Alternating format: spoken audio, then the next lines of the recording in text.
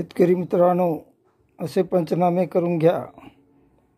पंचनामे केल्याशिवाय नुकसान भरपाई विमा मिळणार नाही. पंचनामे करून घ्या.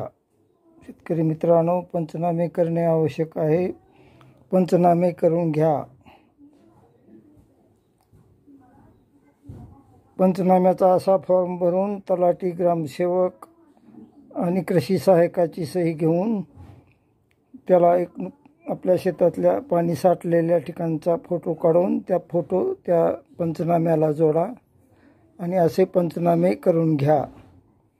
त्याशिवाय तुम्हाला नुकसान भरपाई, पीक विमा मिळणार नाही. शेतकरी मित्रांना विनंती, यावर्षी अतिवृष्टीने शेतकऱ्यांचे भयंकर नुकसान झालेले आहे.